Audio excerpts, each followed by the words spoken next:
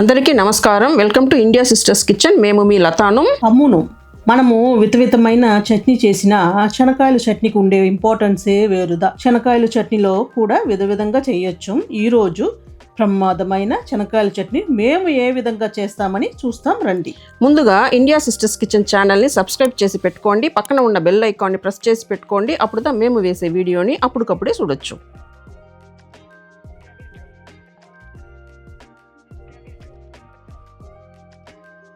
ముందుగా stove on చేసి ఒక కడాయి పెట్టి 250 గ్రాములు శనకాయలు వేసి మీడియం ఫ్లేమ్లో వేయించుకుంటాం. ఇది మాడిపోకుండా మీడియం ఫ్లేమ్లో పెట్టి వేయించుకోవాలా. వేగిపోయింది. దీన్ని వేరే ప్లేట్లో తీసుకొని శనకాయలు ఆరిని ఆ లోపల ఒక కడాయి పెట్టి చట్నీకి కావాల్సిన పదార్థాలు వేయించుకుంటాం. అందుకు కడాయిలో 2 టీ స్పూన్ నూనె వేసి అందులో 8 రెబ్బలు వెల్లుల్లి, 9 పచ్చిమిర్చి వేసి వేయించుకుంటాం.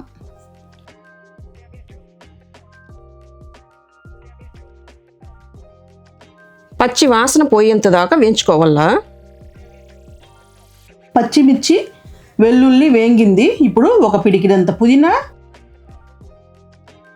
ఒక పిడికిడంత కొత్తమల్లి వేసి వేయించుకుంటా. ఇదిను బాగా వేగల్ల.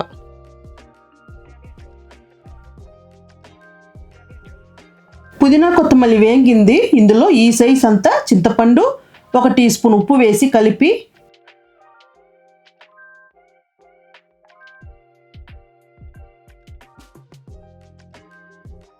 ఒక ప్లేట్లో మార్చి ఆరబెట్టుకుంటాము. శనకాయలు బాగా ఆరిపోయింది. దీన్ని ఇలా నలిపితేనే పొట్టు వస్తుంది. చూడండి, శనకాయలని పొట్టు తీసి ఎత్తుకుంటాము.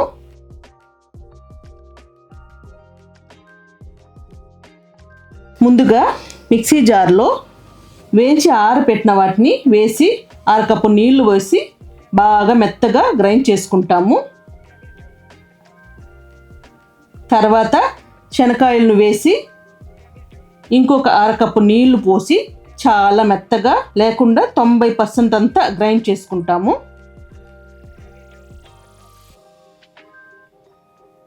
చట్నీ రెడీ అయిందండి. తాలింపు చేసి వేసుకుంటాము. ఒక తట్కా ప్యాన్ పెట్టి దాంట్లో 2 టీ స్పూను నూనె వేసి వేడి చేసి 1 టీ స్పూను ఆవాలు, 1 టీ స్పూను శనగపప్పు, 1 టీ స్పూను మినప్పప్పు, కొద్దిగా కరివేపాకు వేసి వేయించి చట్నీలో వేసుకుంటాం. శనకాయల చట్నీ రెడీ అయిందండి.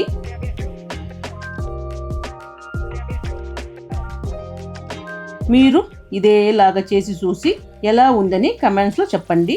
ఈ వీడియో మీకు నచ్చింటే లైక్ చేయండి, షేర్ చేయండి. ఇదేలాగా ఇంకొక మంచి రెసిపీతో నెక్స్ట్ వీడియోలో కలుస్తాం. Thank you.